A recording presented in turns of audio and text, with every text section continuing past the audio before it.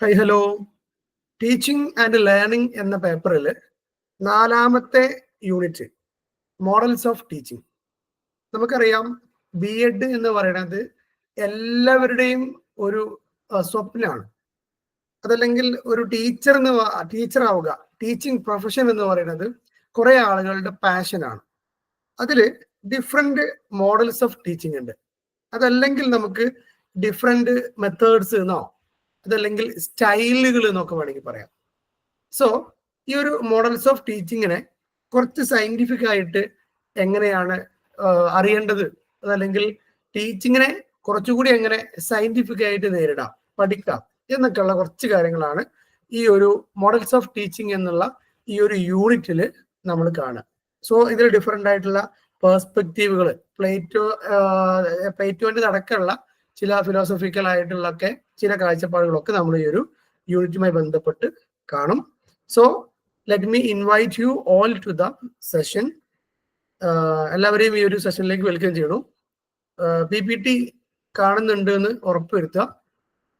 Models of teaching എന്നുള്ള ഒരു slide കാണുന്നുണ്ടോ? Yes, sir. Yes, sir. Yes, sir. Yes, right. Thank you. And models of teaching. Teaching എല്ലാവരും ഒരു ഇഷ്ടപ്പെട്ട്, അതല്ല ദാറ്റ് മീൻസ് ഒരു പാഷനോട് കൂടി എടുത്തതായിരിക്കും എന്ന് എക്സ്പെക്ട് ചെയ്യാണ്. Yes, sir. Okay, thank you. കാരണം എന്തായോ, നമ്മുടെ പ്രൊഫഷനും പാഷനും അത് ഒരുമിച്ച് വരിക, അല്ലെങ്കിൽ രണ്ടും ഒരുമിച്ച് കിട്ടുക എന്ന് പറയുന്നതാണ് ഈ ഒരു കണക്കിന് നമ്മുടെ ലൈഫിൽ ഒരു ലക്കിയസ്റ്റ് തിങ് എന്ന് നമുക്ക് പറയാം. പാഷൻ, നിങ്ങളുടെ ടീച്ചിങ് നിങ്ങൾക്കൊരു പാഷൻ ആവുകയാണെങ്കിൽ നിങ്ങൾക്ക് അതിലൊരു ബോറിങ് വരില്ല, ഒരു മടുപ്പ് വരില്ല. അതിൽ എത്ര ഡെഡിക്കേറ്റ് ചെയ്താലും നമുക്കതിൽ ഒരു സാറ്റിസ്ഫാക്ഷൻ ഉണ്ടായിക്കൊണ്ടിരിക്കും. നമുക്കതിൽ ഒരുപാട് റിസർച്ച് നടത്തണം, ഒരുപാട് എന്തെങ്കിലും മാറ്റം വരണം, അല്ലെങ്കിൽ ഇനിയും ഉയരണം, ബി ബെറ്റർ എന്നുള്ള ഒരു മോട്ടോ അല്ലെങ്കിൽ അത്തരം ഒരു ലക്ഷ്യമായിരിക്കും നമുക്കൊക്കെ ഉണ്ടായിരിക്കുക. Okay, so here let me introduce teaching model. Okay, അപ്പം ടീച്ചിങ് മോഡൽ എന്നുള്ളതിലേക്ക് നമ്മൾ ഇൻട്രൊഡ്യൂസ് ചെയ്യുമ്പോൾ നമ്മളെ ബുക്കിൽ ആദ്യം എന്താണ് ഒരു മോഡൽ എന്ന് പറഞ്ഞിട്ടാണ്. ഓക്കെ, സോ ആദ്യം എന്താണ് ഒരു മോഡൽ, അവിടുന്ന് എന്താണ് ടീച്ചിങ് മോഡൽ എന്നുള്ളതിലേക്കാണ് ഇതിന്റെ ഒരു ഇൻട്രൊഡക്ഷൻ പാറ്റേൺ കടന്നു പോവുക. നമുക്കറിയാം, നമ്മൾ എന്ത് ചോദിക്കുകയാണെങ്കിലും ഒരു മോഡൽ തരുമോ എന്ന് ചോദിക്കും.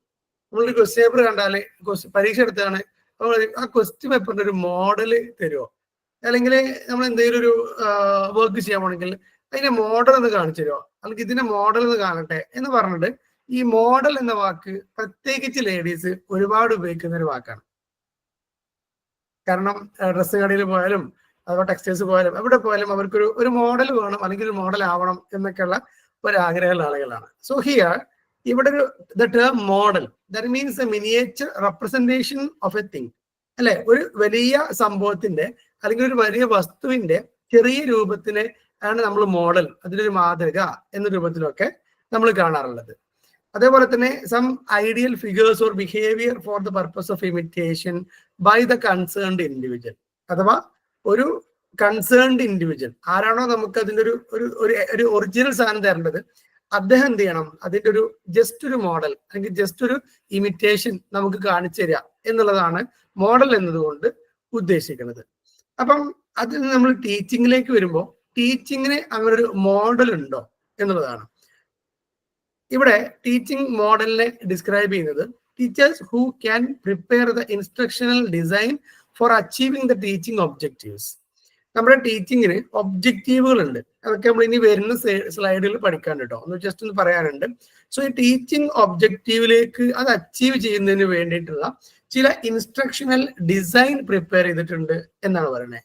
സോ അത്തരത്തിലുള്ള ചില ഇൻസ്ട്രക്ഷണൽ ഡിസൈൻസ് എല്ലാം ചേർത്തുന്ന അല്ലെങ്കിൽ അത്തരം ഇൻസ്ട്രക്ഷണൽ ഡിസൈൻസ് ഉള്ള ഒന്നിനെയാണ് ടീച്ചിങ് മോഡൽ എന്ന് പറയാം. അപ്പൊ നമുക്കുള്ള കുറച്ച് നിർദ്ദേശങ്ങൾ അതിൽ ഉണ്ടാകുന്നതാണ് ചുരുക്കി പറഞ്ഞാൽ നമ്മൾ മനസ്സിലാക്കേണ്ടത്.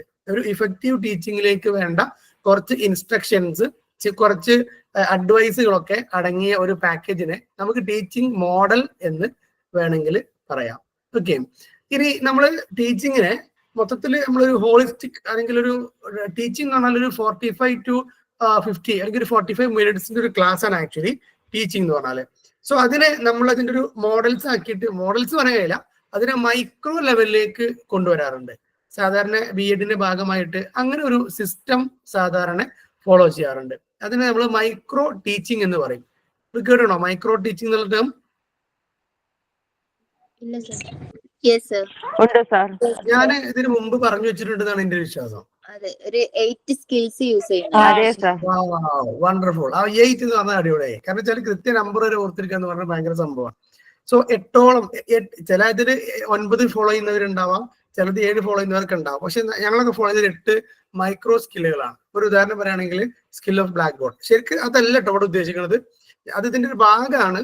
ഞാൻ ആ ഒരു മൊത്തത്തിൽ പറഞ്ഞപ്പോൾ ഒരു ജസ്റ്റ് സൂചന തന്നു മാത്രം.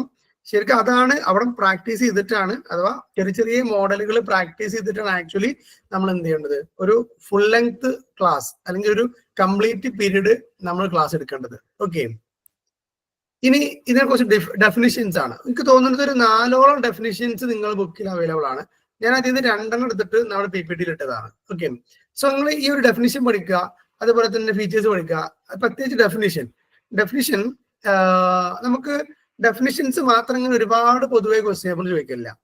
പക്ഷെ ഡിഫൈൻ ചെയ്യാൻ ഒരു 2 മാർക്കോ 4 മാർക്കോ വരെ ചോദിക്കുകയാണെങ്കിൽ അതിൽ 1-2 ഡെഫിനിഷൻസ് മേജർ ആയിട്ട് നമുക്ക് അറിഞ്ഞിരിക്കണം.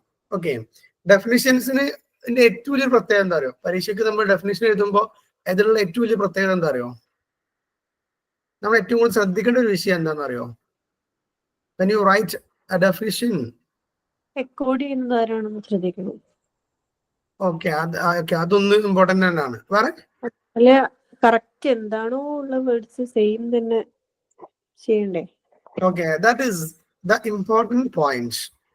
അഥവാ ആൾ എന്താണോ പറഞ്ഞത്, ഇപ്പൊ ഗാന്ധിജിയോ അല്ലെങ്കിൽ പ്ലേറ്റോ അരിസ്റ്റോട്ടിലോ അവരെന്താണോ പറഞ്ഞത്, എങ്ങനെയാണോ പറഞ്ഞത്, അങ്ങനെ തന്നെ എഴുതണം എന്നുള്ളതാണ് ശരിക്കും ഡെഫിനിഷന്റെ ഒരു പ്രത്യേകത എന്ന് പറയുന്നത്. കാണാതെ പഠിക്കാം, ബൈ ഹാർട്ട്, ഹൃദയം കൊണ്ട് പഠിക്കണം അല്ലെ? ഇപ്പത്തെ എഡ്യൂക്കേഷൻ സിസ്റ്റത്തിൽ ഇല്ലാത്തൊരു സാധനമാണ് ഈ ഹൃദയം കൊണ്ട് പഠിക്കൽ. ഇപ്പത്തെ ഇതിൽ എന്തുകൊണ്ടാണ് പഠിക്കണത് ശരിക്ക്? ബുദ്ധി കൊണ്ട്. അഥവാ ലേണിംഗ് ബൈ ഡൂയിങ്. കഴിഞ്ഞതിൽ നമ്മൾ കേട്ടിട്ടില്ലേ, ഗാന്ധിജിയൊക്കെ പറഞ്ഞു വെച്ചൊരു ലേണിംഗ് ബൈ ഡൂയിങ്, ചെയ്ത് പഠിക്കുക. അഥവാ മൊത്തം ശരീരം കൊണ്ട് പഠിക്കണം എന്നാണ്. കണ്ണും കൈയും കാലും ബോഡി മൊത്തത്തിൽ, അങ്ങനെ മൊത്തത്തിൽ ശരീരം കൊണ്ട് പഠിക്കേണ്ടത് എന്നൊക്കെയാണ്. ഓക്കെ, സോ ഇവിടെ ജോയ്സ് ആൻഡ് വെയിൽ സ്റ്റേറ്റ് ചെയ്ത ഡെഫിനിഷൻ ആണ്: teaching model is A pattern or plan which can be used to shape a curriculum or course, to select instructional materials and to guide a teacher's actions. നോക്കുകയാണെങ്കിൽ കുറെ ഓറുണ്ട്, കുറെ common ഉണ്ട്. അതൊക്കെ നമ്മൾ എന്ത് ചെയ്യണം, ശരിക്കും മനസ്സിലാക്കണം എന്നുള്ളതാണ് ശരിക്ക് ഇതിന്റെ ഒരു റൂൾ കേട്ടോ. സോ ടീച്ചിങ് മോഡൽ എന്ന് പറയുന്നത് it is a pattern or plan. ഇതൊരു പ്ലാൻ ആണ്. ഓക്കെ, ടീച്ചിങ് മോഡൽ എന്നുള്ളത് ഒരു പ്ലാൻ ആണ് which can be used to shape a curriculum or course. ഒരു കോഴ്സ് ഷേപ്പ് ചെയ്യുന്നതിന് വേണ്ടിയുള്ള ഒരു പ്ലാൻ ആണ് teaching model. To select instruction materials, ടീച്ചേഴ്സിന്റെ ഇൻസ്ട്രക്ഷൻസ് അഥവാ ക്ലാസ് എടുക്കുന്ന രീതികൾ എങ്ങനെയൊക്കെയാകണം എന്ന് ഷേപ്പ് ചെയ്യുന്ന ഒരു പ്ലാൻ ആണ് teaching model. And to guide teachers actions, അതുപോലെ തന്നെ ടീച്ചേഴ്സിന്റെ ആക്ഷൻസിനും ടീച്ചേഴ്സിന്റെ ടീച്ചിങ് സ്ട്രാറ്റജികൾക്കും ടീച്ചിങ് മെത്തേഡ്സിനും വേണ്ടിയുള്ള ചില അതിനെ ഷേപ്പ് ചെയ്യുന്ന നിർദ്ദേശങ്ങളാണ്, പ്ലാൻ ആണ് ടീച്ചിങ് മോഡൽ എന്ന് പറയുന്നത്. ഇത്രയും പറഞ്ഞിട്ട് എന്താ മനസ്സിലായത്? എന്താ ടീച്ചിങ് മോഡൽ എന്ന് പറഞ്ഞാല്?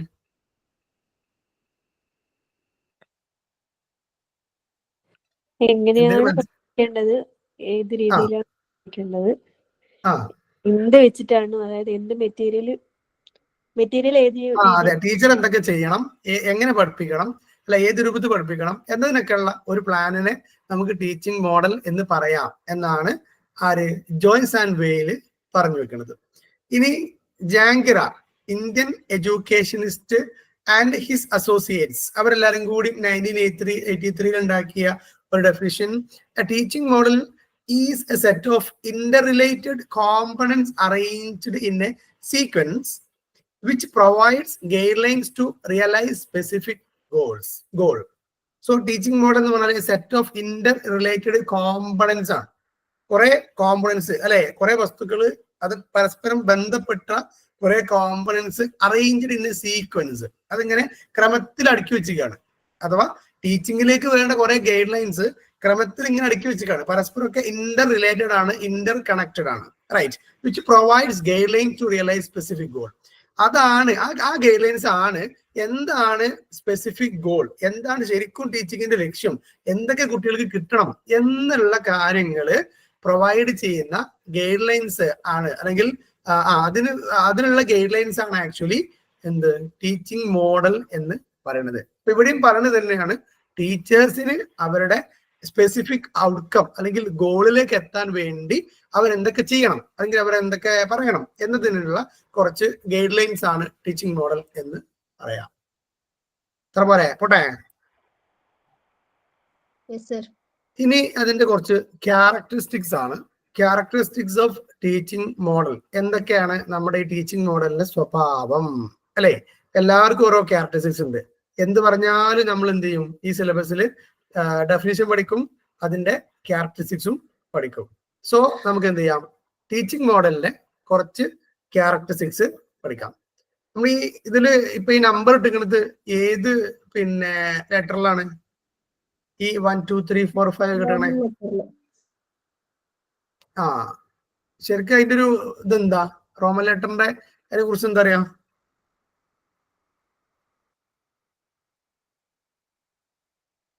റോമൻ ലെറ്റർ നമ്മൾ ഇടൂലേ? അങ്ങനെ ഡീറ്റെയിൽഡ് ആയിട്ട് അറിയില്ല. റോമൻ ലെറ്റർ ആണെന്ന് അറിയാം. റോമൻ ലെറ്റർ ആണെന്ന് അറിയാം, അഥവാ റോമൻ ആൽഫബറ്റ്സ് അല്ലെങ്കിൽ റോമൻ ലെറ്റർ. അതെന്താ, അത് എപ്പോഴാണ് നമ്മൾ ഉപയോഗിക്കാം?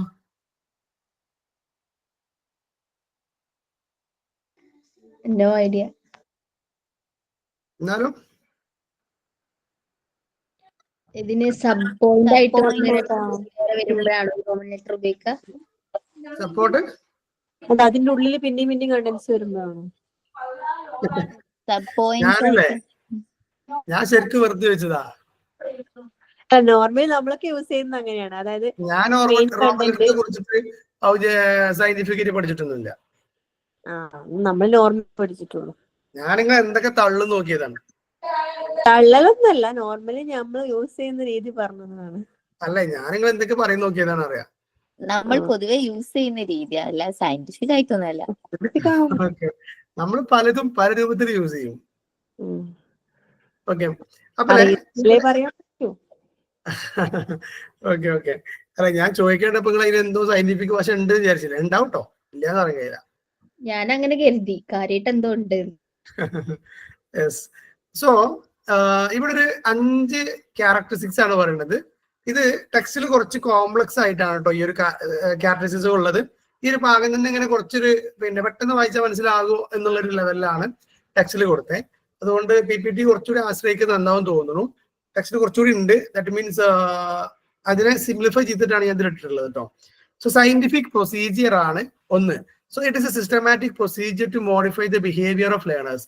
അല്ലെ, നമ്മൾ ശരിക്കും ഫസ്റ്റ് പഠിച്ചപ്പോഴേ വാട്ട് ഈസ് എഡ്യൂക്കേഷൻ അല്ലെങ്കിൽ വാട്ട് ഈസ് ലേണിംഗ് എന്നുള്ളതിന് പിന്നെ ഡെഫിനിഷൻ പഠിച്ചു തീർക്കുന്നുണ്ടോ?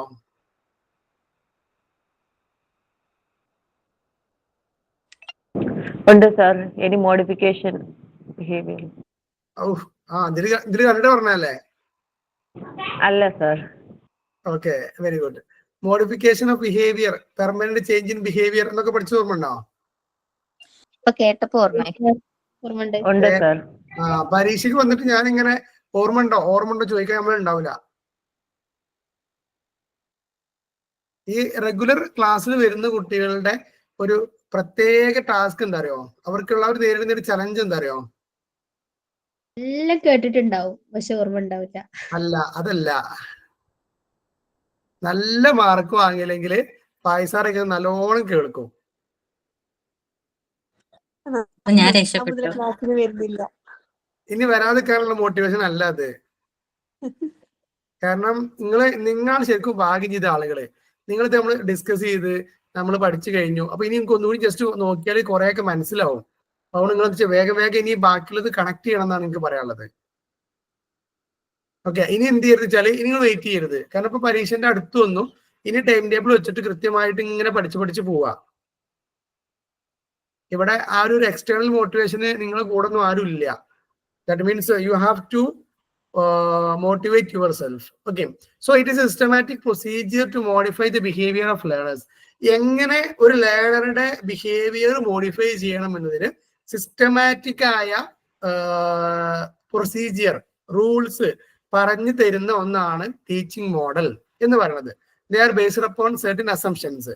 അഥവാ കുട്ടി എങ്ങനെ ബിഹേവ് ചെയ്യും, കുട്ടിന്റെ ഓരോ പ്രായത്തിലും എന്തൊക്കെ ബിഹേവിയർ ഉണ്ടാകും, അതിന് ടീച്ചർ എങ്ങനെ കൈകാര്യം ചെയ്യണം, കുട്ടികളിൽ എങ്ങനെയാണ് ഇൻട്രസ്റ്റ് ഉണ്ടാക്കേണ്ടത്, എങ്ങനെയാണ് അവരുടെ ഒരു ആറ്റിറ്റ്യൂഡ് ഉണ്ടാക്കേണ്ടത്, എങ്ങനെയാണ് അവരിൽ ബിഹേവിയർ ഉണ്ടാക്കേണ്ടത്, ഏതൊക്കെ ഗുഡ് ബിഹേവിയർ ഉണ്ടാക്കണം എന്നൊക്കെയുള്ള കൃത്യമായ clear cut rules R assigned or aligned or designed. Okay, അതുകൊണ്ട് തന്നെ teaching is A scientific process. ഞാൻ നിങ്ങൾക്ക് ഇതിന് മുമ്പ് പറഞ്ഞിട്ടുണ്ട്, ടീച്ചർ ചെയ്യുന്ന ഓരോ പ്രവർത്തനവും സയന്റിഫിക് ആണ്. അല്ലെ, ക്ലാസ്സിലേക്ക് ടീച്ചർ നടന്നു വരാൻ, ടീച്ചർ ക്ലാസ്സിൽ നിൽക്കാൻ, ടെക്സ്റ്റ് ബുക്ക് എടുക്കാൻ, ടീച്ചർ വായിക്കാൻ, കുട്ടികളെ കൊണ്ട് വായിപ്പിക്കാൻ, ചോദ്യം ചോദിക്കാൻ, ആൻസർ കളക്ട് ചെയ്യാൻ, പ്രസന്റേഷൻ, ഹോംവർക്ക്, ബ്ലാക്ക് ബോർഡിൽ എഴുതല്, ബ്ലാക്ക് ബോർഡ് മായ്ക്കല് തുടങ്ങിയ എല്ലാത്തിനും സയന്റിഫിക് ആയിട്ടുള്ള എന്തുണ്ട്, മെത്തേഡ്സ് ഉണ്ട്, അല്ലെങ്കിൽ റൂൾസ് ഉണ്ട്. So teaching is A scientific process. So അതുകൊണ്ട് തന്നെ ടീച്ചിങ് മോഡൽ എന്ന് പറയുന്നത് it is A scientific procedure. മനസ്സിലായോ? ബ്ലാക്ക് ബോർഡ് നമ്മൾ എങ്ങനെ മായ്ക്കേണ്ടത് അറിയുമോ? ഞാനിപ്പോ നമുക്ക് ഇവിടെ ബ്ലാക്ക് ബോർഡ് ഒന്നും ഇല്ലാത്തതുകൊണ്ട് എനിക്ക് മായ്ച്ച് കാണിച്ചാൽ പറ്റില്ല. എന്നാലും എങ്ങനെ മായ്ക്കേണ്ടത് അറിയോ? കൈകൊണ്ടല്ലേ? മുന്നിലില്ലാത്തതിന്റെ ഭാഗ്യം. അല്ല, കുട്ടികളെ കൊണ്ടല്ലേ വായിക്കുക ടീച്ചേഴ്സ്? ആ, കുട്ടികളെ വിളിച്ചാണ്ട് കൺസ്ട്രക്റ്റീവ്സ് ആണ്, ലേണിംഗ് ബൈ ഡൂയിങ് ആണ്, ഇത് വായിക്കണമെന്ന് പറയുന്നത്. ആക്ച്വലി എന്താ വെച്ചാല് നമ്മൾ ബ്ലാക്ക് ബോർഡിന്റെ ലെഫ്റ്റ് സൈഡിലാണ് നിൽക്കുന്നുണ്ടാവുക, റൈറ്റ് ഹാൻഡോടെ എഴുതുന്ന ആളുകൾക്ക്. ഓക്കെ, നമ്മൾ ഈ കാറിന്റെ ഒക്കെ വൈപ്പറുകളുണ്ടോ, വൈപ്പർ, അതെ സർ. അതേ പൊസിഷനിലാണ് ബ്ലാക്ക് ബോർഡ് മായ്ക്കണ്ടേന്നാണ് പഠിക്കുക കേട്ടോ. എല്ലാരും അങ്ങനെ തന്നെ മായ്ക്ക സർ? അല്ല, ചില ആളുകളല്ലേ നേരെ നിൽക്കും, എന്നിട്ട് ഇങ്ങോട്ട് കടകടകടോറെ മായ്ക്കും, എന്നിട്ട് മുഖത്തുക്കും മൂക്കും ഒക്കെ നിറച്ച് പൊടി കയറ്റി വരും, എന്നിട്ട് രണ്ടെണ്ണം കൈകൊണ്ട് ഇങ്ങനെയാക്കും, അഥവാ വളരെ വൃത്തിയായിട്ട് നമ്മൾ സൈഡിൽ നിന്ന് ഇങ്ങനെ വൈപ്പ് ചെയ്യുമ്പോൾ ആ പൊടി ഇങ്ങനെ താഴത്തേക്ക് ചാടും. മനസ്സിലായോ? നമ്മുടെ മേത്തേക്ക് വരില്ല. പിന്നെ ടീച്ചർ നിൽക്കാനും വായിക്കുമ്പോൾ നിൽക്കണം, ഇതിനൊക്കെ സയന്റിഫിക് പ്രൊസീജിയർ ഉണ്ട്. പക്ഷെ നമുക്കിത് റിയൽ ക്ലാസ് റൂം ആണെങ്കിൽ നമ്മൾ എന്ത് ചെയ്യും, കാണിച്ചു തന്നിരുന്നു, ബുക്ക് മറിക്കാന്, ബുക്ക് പിടിക്കാന്. നമ്മളെങ്ങനെ ബുക്ക് പിടിക്കേണ്ടറിയോ, എങ്ങനെ ബുക്ക് മറിക്കേണ്ടറിയോ?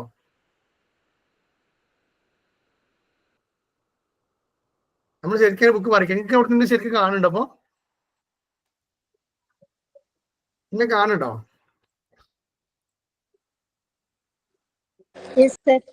ഓക്കെ, എന്റെ ബുക്കാണ്, ഞാൻ ബുക്ക് പിടിച്ച് കാണുന്നുണ്ടോ? ഓക്കെ, നമ്മളല്ലേ ഇങ്ങനെ പിടിക്കൂലേ? ഇത് ശരിക്കും കാണുന്നുണ്ടാവില്ല, ഞാൻ ഡെമോ ചെയ്തൊരു കാര്യമില്ല ഇവിടെ. ഇത്രയേ ഉള്ളൂ. നമ്മൾ ഇടത് കൈ ഉണ്ടല്ലോ, ഇടത് കൈ ഒരു സ്റ്റാൻഡായി പ്രവർത്തിക്കണം. ഓക്കെ, എന്നിട്ട് വലത് കൈ എന്ത് ചെയ്യണം, ഈ ബുക്കിന്റെ വലത് കോർണറിൽ താഴെ, ഈ താഴേന്ന് ഇങ്ങനെ മറിച്ചിട്ട് ഇങ്ങനെയാണ് വരേണ്ടത്. അല്ലെങ്കിൽ ഏറ്റവും മുകളിൽ ഇതാ, പിന്നെ നിങ്ങൾക്ക് കാണണ്ടോ അറിയില്ല, ഏറ്റവും മുകളിന്റെ വലത് ഭാഗത്ത് നിന്ന് ജസ്റ്റ് ഒന്ന് ഇങ്ങനെ എടുത്തിട്ട് ഇങ്ങനെ ഇതിനുള്ളിലൂടെ ഉള്ളിലൂടെ താഴേക്ക് കൊടുത്തിട്ട് ഇങ്ങനെ മറിക്കണം എന്നാണ് ഇതിന്റെ ഒരു സയന്റിഫിക് ആയിട്ടുള്ള നമ്മൾ സാധാരണ ക്ലാസ്സിൽ പഠിക്കാറുള്ളത്. നമുക്ക് സ്വഭാവം അല്ലേ ഇങ്ങനെ എന്താണ് സലൈവ് എടുത്തിട്ട് ഇങ്ങനെ മറിക്കണ സ്വഭാവം? അങ്ങനെ സ്വഭാവം ഇല്ലേ? നോ. ഓക്കെ, അത് ചെയ്യാൻ പാടില്ല. ഓക്കെ, രണ്ട് സ്പെസിഫിക്കേഷൻ ഓഫ് ലേണിംഗ് ഔട്ട്കംസ് എന്നുള്ളതാണ് കേട്ടോ. Teaching model specify learning outcomes. Learning outcome എന്നുള്ള ടേം കേട്ടണോ?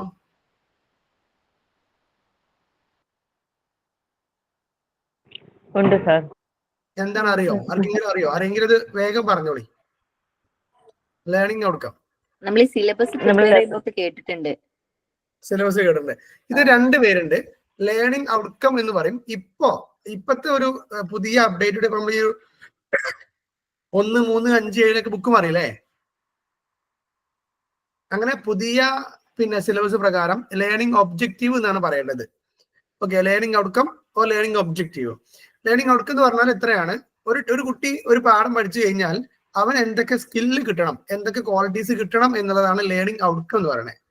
ഓക്കെ, അഥവാ the expected performance of the students ആണ് after completing or learning the unit. ഒരു യൂണിറ്റിന് നമ്മളൊരു യൂണിറ്റ് എടുക്കുകയാണെങ്കിലേ, സാധാരണ ടെക്സ്റ്റിന്റെ ഒരു യൂണിറ്റ് എടുക്കുകയാണെങ്കിൽ അതിന് ഒരു തീം ഉണ്ടാവും. ഓക്കെ, പെട്ടെന്ന് മനസ്സിലാക്കണേ, ഒരു തീം ഉണ്ടാവും. അത് ഫ്രണ്ട്ഷിപ്പോ നാച്ചുറലോ അല്ലെങ്കിൽ ജെൻഡർ അല്ലെങ്കിൽ ഇക്വാലിറ്റി അങ്ങനെയൊക്കെയുള്ള എന്തെങ്കിലും ഒരു തീം ഉണ്ടാവും. പിന്നെ ഒന്നോ രണ്ടോ സബ് തീമുകൾ ഉണ്ടാകും. പിന്നെ ഒരു 10ഓളം ലേണിംഗ് ഔട്ട്കംസ് ഉണ്ടാകും. 10ഓ 15 ഉണ്ടാവാം, ചിലതിൽ 5 ഉണ്ടാവുള്ളൂ. ഒരു 5 മുതൽ 15 വരെയൊക്കെയുള്ള ലേണിംഗ് ഔട്ട്കംസ് ഉണ്ടാവും. Okay, to read and understand enjoy the poem, അങ്ങനെയൊക്കെ പോയത്തിന്റെ ലേണിംഗ് ഔട്ട്കംസ് ഉണ്ടാവുക. അപ്പം ആ കുട്ടി ആ പാഠം യൂണിറ്റ് പഠിച്ചു കഴിഞ്ഞാൽ എന്തൊക്കെ കിട്ടണം എന്നുള്ളതാണ് ലേണിംഗ് ഔട്ട്കത്തിൽ പറയാ. മനസ്സിലായോ? ലേണിംഗ് ഔട്ട്കം മനസ്സിലായോ? അതായത് നമ്മുടെ ഒരു ചെറിയ വീട്ടിലൊക്കെ കാണാം, ഒരു സോങ് ആണെങ്കിൽ അത് കഴിഞ്ഞിട്ട് അത് റിലേറ്റഡ് 2-3 ക്വസ്റ്റ്യൻസ് പോലെ വരുന്നതാണോ? അല്ല, ഈ ലേണിംഗ് ഔട്ട്കം എല്ലാ ബുക്കിലും ഉണ്ടാവില്ല. ടെക്സ്റ്റ് ബുക്കിൽ എല്ലാത്തിനും കൊടുത്തിട്ടുണ്ടാവില്ല. അത് ടീച്ചർ ടെക്സ്റ്റിൽ ഉണ്ടാവുക. അത് എങ്ങനെ ഉണ്ടായിരിക്കും സർ? ഈ മൊഡ്യൂള് കൊടുക്കില്ലേ, സിലബസിന്റെ മൊഡ്യൂള്, അതിലുണ്ടായിരിക്കും. അഥവാ ശരിക്കും ലേണിംഗ് ഔട്ട്കം ഉണ്ടാവുക ടീച്ചേഴ്സിന് 2 ടെക്സ്റ്റ് ഇല്ലേ? ടീച്ചർ ഒന്ന് ഹാൻഡ് ബുക്ക് അഥവാ ടീച്ചർ ടെക്സ്റ്റ്, അതിലാണ് ശരിക്കും ലേണിംഗ് ഔട്ട്കംസ് ഉണ്ടാവുക. ഇപ്പൊ ചിലതിലൊക്കെ ടെക്സ്റ്റ് ബുക്ക് തന്നെ കൊടുക്കുന്നുണ്ട്. നിങ്ങൾ ചിലപ്പോ ഓരോ യൂണിറ്റ് തുടങ്ങുമ്പോൾ ലേണിംഗ് ഔട്ട്കംസ് ആണ് കൊടുത്തിട്ടുണ്ടാവും, അല്ലെങ്കിൽ ആ യൂണിറ്റ് കഴിയുമ്പോൾ ലേണിംഗ് ഔട്ട്കംസ് ആണ് കൊടുത്തിട്ടുണ്ടാവും. ഒരു ചെറിയ കുട്ടികളെ അല്ലെങ്കിൽ LP UP ടെക്സ്റ്റ് ബുക്ക് കൊടുത്തോളൂ, അതിൽ കാണാൻ പറ്റും. ഇത് അതിലില്ലെങ്കിൽ ടീച്ചേഴ്സിന്റെ ഹാൻഡ് ബുക്കിൽ ഉണ്ടാവും കേട്ടോ. ടീച്ചേഴ്സിന്റെ ബുക്കിനെ ടീച്ചേഴ്സ് ബുക്ക് അല്ലെങ്കിൽ ഹാൻഡ് ബുക്ക് ഇങ്ങനെ 2 പേരിൽ അറിയപ്പെടും. കുട്ടികളുടെ ബുക്കിന് പേരെന്താ അറിയോ?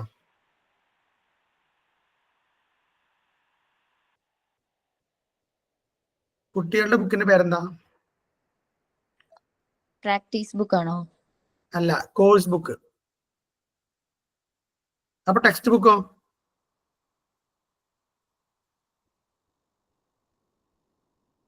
അതല്ലേ കോഴ്സ് ബുക്ക്? അതല്ലേ കോഴ്സ് ബുക്ക് എന്ന് പറയുന്നത്. അതിന്റെ സയന്റിഫിക് നെയിമാണ് കോഴ്സ് ബുക്ക് കേട്ടോ. ഹാൻഡ് ബുക്ക്, കോഴ്സ് ബുക്ക്, ഇങ്ങനെ 2 ബുക്കുള്ള ടീച്ചേഴ്സിന്. കുട്ടികൾക്ക് കോഴ്സ് ബുക്ക് മാത്രമേ ഉള്ളൂ കേട്ടോ. ആൻഡ് അപ്പൊ ലേണിംഗ് ഔട്ട്കംസ് സ്പെസിഫൈ ചെയ്ത് കൊടുത്തിട്ടുണ്ടാകും എന്നുള്ളതാണ് ടീച്ചിങ് മോഡലിന്റെ 2ാമത്തെ ക്യാരക്ടറിസ്റ്റിക്സ്. 3 സ്പെസിഫിക്കേഷൻ ഓഫ് എൻവയോൺമെന്റ് ആണ്. Each teaching model specifies in definite terms the environmental condition, the circumstances under which a student's response should be observed. അഥവാ ഏത് എൻവയോൺമെന്റിൽ നിന്നാണ് ടീച്ചർ പഠിപ്പിക്കേണ്ടത്, കുട്ടികളുടെ റെസ്പോൺസ് ഒബ്സർവ് ചെയ്യേണ്ടത് എന്നുള്ള കൃത്യമായ ഒരു ടീച്ചിങ് എൻവയോൺമെന്റ് എന്ത് ചെയ്തിട്ടുണ്ടാവും, ടീച്ചിങ് മോഡലിൽ ഉണ്ടായിരിക്കും. അഥവാ ടീച്ചർ ക്ലാസ് റൂമിൽ ക്രിയേറ്റ് ചെയ്യേണ്ട എൻവയോൺമെന്റ്. അതെന്താ? ടീച്ചർക്ക് ഓരോ ദിവസം ഓരോ എൻവയോൺമെന്റ് ക്രിയേറ്റ് ചെയ്യാനുണ്ടോ?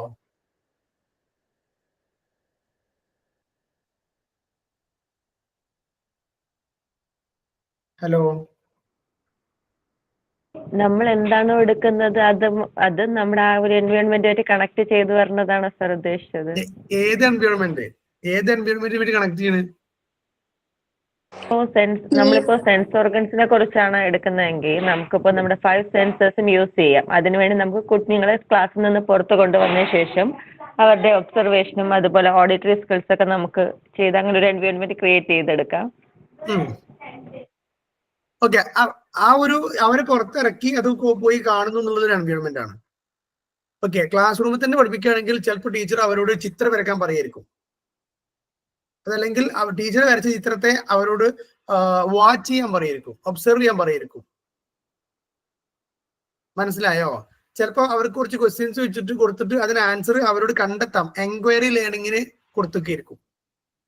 ചിലപ്പം അവരെ ഗ്രൂപ്പായി എടുത്തിട്ട് ആ ഗ്രൂപ്പിൽ ഡിസ്കസ് ചെയ്യാൻ പറയണതായിരിക്കും. മനസ്സിലാവുന്നുണ്ടോ?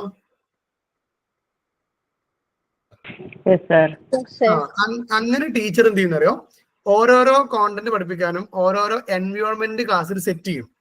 എന്നും ഒരുപോലെ ഇങ്ങനെ ബെഞ്ചിലിരുന്ന് പഠിക്കുന്ന കാലഘട്ടം കഴിഞ്ഞു. ഇപ്പൊ കുട്ടികൾ ബെഞ്ചിലേ ഇരിക്കാൻ പാടില്ല എന്നാണ്. ദാറ്റ് മീൻസ് അവരെന്ത് ചെയ്യണം, എന്തെങ്കിലും ആക്ടിവിറ്റികളിൽ എൻഗേജ്ഡ് ആയിരിക്കണം. ചിലപ്പോൾ അവര് ചർച്ച ചെയ്യായിരിക്കും, ചിലപ്പോൾ അവരെന്തെങ്കിലും ഒരു പ്രൊട്ടസ്റ്റ് പോലെ ചെയ്യണതായിരിക്കും, ചിലപ്പം ഇൻഡിവിജ്വൽ പ്രസന്റേഷൻ ആയിരിക്കണം, ചിലപ്പോൾ സെമിനാർ പോലെ ചെയ്യുന്നുണ്ടാവും, ചിലപ്പോൾ എൻക്വയറി ലേണിംഗ് ആയിരിക്കണം, ചിലപ്പോൾ ഡിബേറ്റ് നടക്കുന്നുണ്ടാവും. അങ്ങനെ നമ്മൾ ക്രിയേറ്റ് ചെയ്യുന്ന സിറ്റുവേഷനിൽ അതിനുള്ളിൽ നിന്നിട്ട് വേണം കുട്ടികളെ അസസ് ചെയ്യാൻ. ഓക്കെ, അതാണ് സ്പെസിഫിക്കേഷൻ ഓഫ് എൻവയോൺമെന്റ് എന്ന് പറയുന്നത്. ദെൻ ക്രൈറ്റീരിയൻ ഓഫ് പെർഫോമൻസ് ആണ്. Teaching model specifies the criterion the standard of acceptable performance of the students. കുട്ടികൾക്ക് കൊടുക്കുന്ന പെർഫോമൻസുകൾ കൃത്യമായിട്ട് എന്ത് പറയും? ടീച്ചിങ് മോഡൽ പറയും. അതിൽ ഇൻഡിവിജ്വൽ പെർഫോമൻസ് ഉണ്ടാവും, ഗ്രൂപ്പ് പെർഫോമൻസ് ഉണ്ടാകും, അതല്ലെങ്കിൽ കപ്പിളായിട്ട് പെർഫോം ചെയ്യുന്നുണ്ടാകും. അതുപോലെ തന്നെ ക്ലാസ്സിൽ അവരുടെ വിത്തിൻ ദ ഗ്രൂപ്പ്സ് പെർഫോമൻസ് ഉണ്ടാവും, class as a whole performance ഉണ്ടാകും, അല്ലെങ്കിൽ ബിഫോർ ദ ക്ലാസ്സിന് മുന്നിൽ വന്നിട്ട് അഥവാ ഫ്രണ്ടിൽ വന്നിട്ട് പെർഫോം ചെയ്യുന്നതുണ്ടാവും. അത്തരത്തിലുള്ള അവരുടെ ഡിഫറെന്റ് ആയിട്ടുള്ള പെർഫോമൻസ് ക്രൈറ്റീരിയകൾ എന്തിലുണ്ട്? ടീച്ചിങ് മോഡലിൽ ഉണ്ട്. ലാസ്റ്റ് സ്പെസിഫിക്കേഷൻ ഓഫ് ഓപ്പറേഷൻസ് ആണ്. A model specifies the mechanism that provide for the students reaction and interaction with environment. So a model specifies the mechanism that provide for the students reaction. നമ്മൾ provide ചെയ്യുന്ന mechanism അല്ലെങ്കിൽ നമ്മൾ provide ചെയ്യുന്ന strategies, നമ്മൾ provide ചെയ്യുന്ന situations and interaction with the environment. ആ കുട്ടികൾക്കിടയിലുള്ള ഒരു interaction, ഇവർ എങ്ങനെയാണ് നമ്മൾ കൊടുക്കുന്ന സ്പെസിഫിക് സിറ്റുവേഷനിൽ ഓപ്പറേറ്റ് ചെയ്യണത്. നമ്മളിപ്പോ ഗ്രൂപ്പ് വർക്ക് കൊടുത്തിട്ട് എല്ലാവരും ഗ്രൂപ്പിൽ നിന്ന് വർക്ക് ചെയ്യണമെന്നൊന്നുമില്ല. അല്ലെങ്കിൽ നമ്മൾ എൻക്വയറി ലിങ്ക് കൊടുത്തു, അല്ലെങ്കിൽ അവരോട് നമ്മൾ കണ്ടെത്തി പഠിക്കാൻ പറഞ്ഞു, എല്ലാവരും അത് കൃത്യമായി ഓപ്പറേറ്റ് ചെയ്യണമെന്നില്ല. അപ്പൊ അവരുടെ ഓപ്പറേഷൻസിനനുസരിച്ച് അതിന്റെ മെക്കാനിസത്തിനനുസരിച്ച് നമ്മൾ എന്ത് ചെയ്യണം? ടീച്ചിങ്ങിനെ അസസ് ചെയ്യണം, അല്ലെങ്കിൽ കുട്ടികളെ അസസ് ചെയ്യണം, അവർക്ക് വേണ്ട ഇൻസ്ട്രക്ഷൻസ് കൊടുക്കണം. സോ ആ ഒരു സ്പെസിഫിക്കേഷൻ ഓഫ് ഓപ്പറേഷനും എന്ത് ചെയ്തിട്ടുണ്ട്? ടീച്ചിങ് മോഡലിൽ പറഞ്ഞിട്ടുണ്ടെന്നാണ്. അഥവാ ക്ലാസ് റൂമിൽ ഒരു ടീച്ചർ എങ്ങനെ പ്രൊസീജിയർ, അത് എന്തൊക്കെ പ്രൊസീജിയർ കണ്ടക്ട് ചെയ്യണം, ലേണിംഗ് ഔട്ട്കംസ് എങ്ങനെ ട്രാൻസാക്ട് ചെയ്യണം, എന്തൊക്കെ എൻവയോൺമെന്റ് സെറ്റ് ചെയ്യണം, അവിടെ എന്തൊക്കെ പെർഫോം ചെയ്യണം, അതിൽ ആ പെർഫോമൻസിന്റെ ഓപ്പറേഷൻസ് എങ്ങനെയൊക്കെ ആവണം എന്നൊക്കെയുള്ള എല്ലാ കാര്യങ്ങളും ടീച്ചിങ് മോഡലിന്റെ ഭാഗമായി നമ്മോട് പറയുന്നുണ്ട്. അതൊക്കെ ക്യാരക്ടറിസ്റ്റിക്സ് ഓഫ് ടീച്ചിങ് മോഡൽ ആണ് എന്നാണ് പറയുന്നത്. ഇനി ഇവിടെ ഫങ്ഷൻസ് ഓഫ് ടീച്ചിങ് മോഡലാണ് അല്ലെ. നമ്മൾ എന്ത് ടോപ്പിക് പഠിക്കുകയാണെങ്കിൽ ഡെഫിനേഷൻ പഠിക്കും, ക്യാരക്ടർ പഠിക്കും, ഫംഗ്ഷൻ പഠിക്കും. So A teaching model serve 3 important functions. 3 functions ആണ് ഒരു ടീച്ചിങ് മോഡൽ ഉള്ളതെന്നാ പറയണേ. ഒന്ന് designing and specifying instructional objectives. ഈ ഇൻസ്ട്രക്ഷണൽ ഒബ്ജക്റ്റീവ്സ് എന്ന് പറയുന്നത് നമ്മുടെ ലേണിംഗ് ഒബ്ജക്റ്റീവ്സിന്റെ ഒക്കെ ഭാഗമാണ് കേട്ടോ.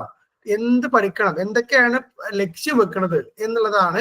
അത് ഡിസൈൻ ചെയ്യുക, അത് സ്പെസിഫൈ ചെയ്യുക, അതാണ് അഥവാ ലേണിംഗ് ഔട്ട്കംസ് കൃത്യമായി അസൈൻ ചെയ്യുക എന്നുള്ളതാണ് ഒന്ന്.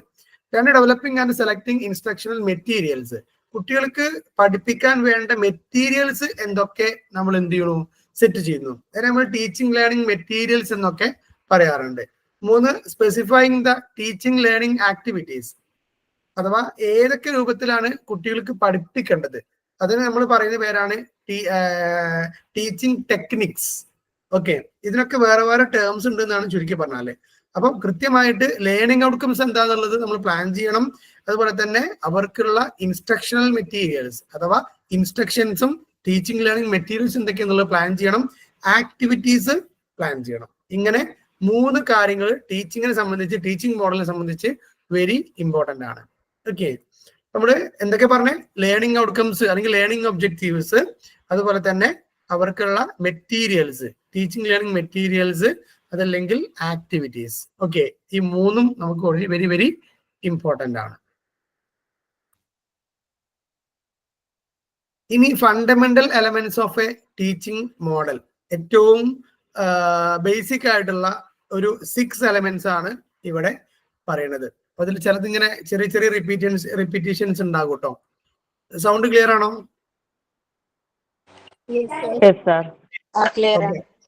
ഈ ഒരു യൂണിറ്റിലെ ഏറ്റവും കൂടുതൽ എനിക്ക് തോന്നുന്നത് കുറച്ച് ഈസി ആയിട്ട് തോന്നാൻ അല്ലെങ്കിൽ കുറച്ചുകൂടി കണക്റ്റഡ് ആയി ഫീൽ ചെയ്യാൻ സാധ്യത ക്ലാസ് റൂമിൽ ഇന്ന് എക്സ്പീരിയൻസ് ഉള്ള, ദാറ്റ് മീൻസ് ടീച്ചിങ് എക്സ്പീരിയൻസ് ഉള്ള ആളുകൾക്കായിരിക്കും. അല്ലാത്ത ആളുകൾക്ക് ഇപ്പോൾ ലേണിംഗ് ഔട്ട്കംസ് പറഞ്ഞാൽ അത് കൃത്യമായിട്ട് ഫുള്ള് കത്തിയിട്ടുണ്ടാവില്ല.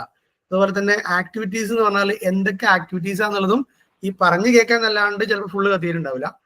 ഓക്കെ, അപ്പൊ അതിന്റെ ഒരു ചെറിയ ഗ്യാപ്പ് ഉണ്ടാവാൻ സാധ്യതയുണ്ട്. ഡൗട്ട് ഉണ്ടെങ്കിൽ നിങ്ങൾ ചോദിച്ചാൽ മതി കേട്ടോ.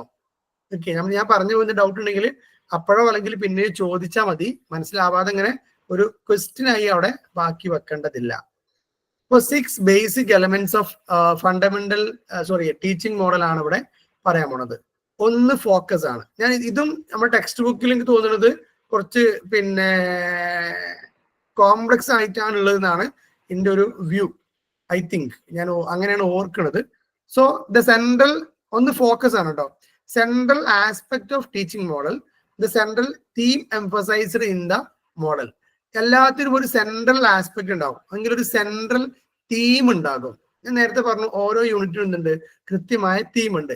ആ തീം ബേസ്ഡ് ആണ് അതിലുള്ള എല്ലാ യൂണിറ്റുകളും കടന്നു പോവുക. ഓക്കെ, സോ എല്ലാ ചാപ്റ്റേഴ്സും ലെസൺസും കടന്നു പോവുക. അപ്പം ഓരോ പിന്നെ യൂണിറ്റിലേക്കും എന്തുണ്ടാകും, ഓരോ തീമുകൾ ഉണ്ടാകും. സോ അത് ബേസിലാണ്, ആ ഒരു തീം ബേസ്ഡ് ആണെങ്കിൽ തീം ബേസ്ഡ് ആണ് എല്ലാ ടീച്ചിങ് മോഡൽസും അല്ലെങ്കിൽ എല്ലാ ടീച്ചിങ്ങും കടന്നു പോകേണ്ടത്. So we have A clear cut focus. എവിടേക്കാണ് ഫോക്കസ് ചെയ്യേണ്ടത് എന്നുള്ള കൃത്യമായ ഒരു ധാരണ അധ്യാപകർക്കും അല്ലെങ്കിൽ ടീച്ചിങ് മോഡലിലും തരും എന്നുള്ളതാണ്. ഓക്കെ, 2 സിൻഡാക്ട് എന്നുള്ളതാണ്. Syntax, the various teaching activities sequentially undertaken at different phases of teaching process and teaching activities. So various teaching activities sequentially undertaken. ഒരു ടീച്ചറെ സംബന്ധിച്ച് ഓരോരോ ടോപ്പിക് പഠിക്കാനും വ്യത്യസ്തമായ ആക്ടിവിറ്റീസ് ചെയ്യേണ്ടതുണ്ട്. ഇങ്ങനെ ഒരു ടീച്ചർക്കല്ലേ വ്യത്യസ്തമായ ആക്ടിവിറ്റിയിലൂടെയാണ് ടീച്ചർ പഠിപ്പിക്കേണ്ടത് എന്നുള്ള പോയിന്റ് എനിക്ക് മനസ്സിലായിക്കോ ശരിക്കും.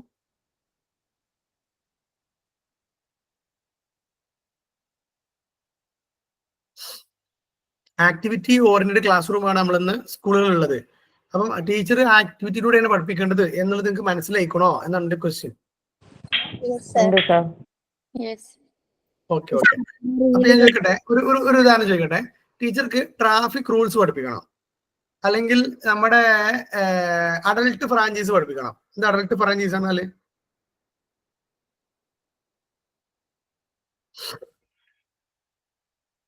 ഹലോ, കേൾക്കുന്നുണ്ടോ?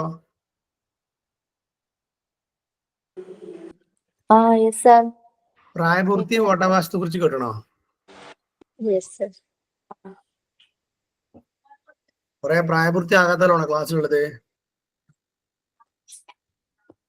പ്രായപൂർത്തി വോട്ട് ചെയ്തിട്ടില്ല നിങ്ങളൊക്കെ?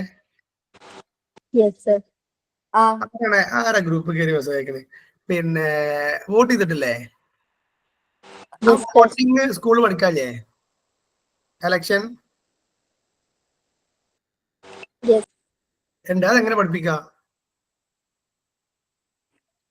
ഡെമോൺസ്ട്രേഷൻ വഴിയൊക്കെ നമ്മൾ ക്ലാസ്സിൽ എലക്ഷൻ നടത്തില്ലേ ചെയ്യാ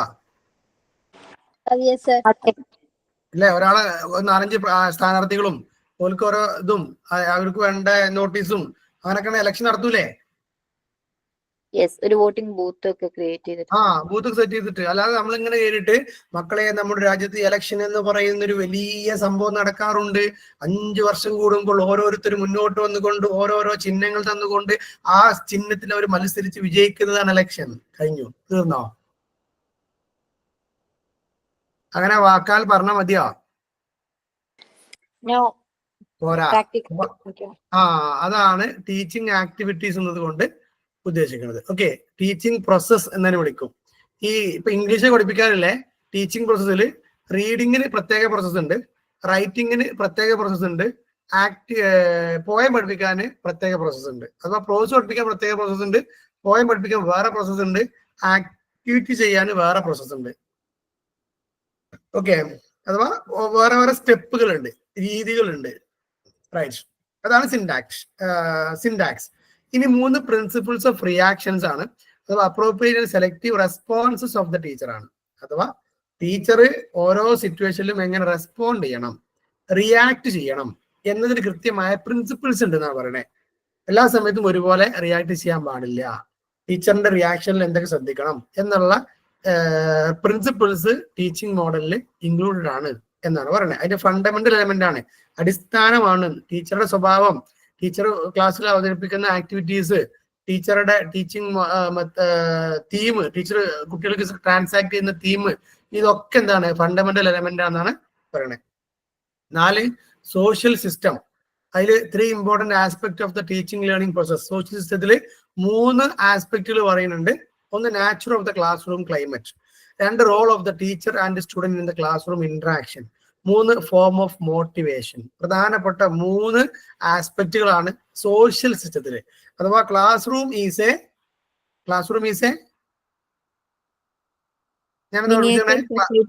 laboratory. Very good. Miniature society. അതുകൊണ്ട് തന്നെ we have to keep a social atmosphere in the class room. അല്ലെ, ക്ലാസ് റൂമിൽ നമ്മൾ സോഷ്യൽ ആവണം, സോഷ്യൽ ബീയിങ് ആവണം, സോഷ്യൽ ആറ്റിറ്റ്യൂഡ് കുട്ടികളെ കൊടുക്കണം. സോ ഇപ്പൊ nature of the class room climate എന്നുള്ള പിന്നെ ഭാഗത്ത് എന്താ പറയുന്നത്, whether autocratic, democratic or laissez faire, ഇതിലേതാ വേണ്ടേ? ആയിരിക്കും കുട്ടികൾക്ക് ഒന്നും കൂടി ഇൻട്രസ്റ്റിംഗ് ആവുക. അപ്പൊ ഡെമോക്രാറ്റിക് അല്ല, അത് ഓർഡേഴ്സ് മാത്രമല്ലേ, കുട്ടികൾ അത് ഭയങ്കരമായിട്ട്. ഡെമോക്രാറ്റിക് ആവാന്നാണ് എന്താർത്ഥം? ഓട്ടോക്രാറ്റിക് ആവാന്നാണ്. ഓട്ടോക്രാറ്റിക് ആണ് ഉദ്ദേശിച്ചത്. സോറി, ഓട്ടോക്രാറ്റിക് ആണ് ഉദ്ദേശിച്ചത്. ഡെമോക്രാറ്റിക് എന്ന് പറഞ്ഞാൽ എല്ലാവർക്കും റോൾ ഉണ്ട്, അങ്ങനെ ഇരിക്കില്ലേ? ഓട്ടോക്രാറ്റിക് ആണ് ടീച്ചർ പറയും, കുട്ടികൾ അനുസരിക്കും. ടീച്ചറെ പറയൂ, കുട്ടികൾ അനുസരിച്ചേ പറ്റൂ, അല്ലെ? അഥവാ democratic or laissez fair. That mean democratic. Democracy എന്താ? അവര് എന്നാലും സ്വന്തമായിട്ട് പറയാനുള്ള ഒരു ഡെമോക്രസി. ഞാൻ ചോദിക്കുന്നത് ജനറൽ ആയിട്ട് ഡെമോക്രസി എന്ന് പറഞ്ഞാൽ എന്താ? By the people, for the people.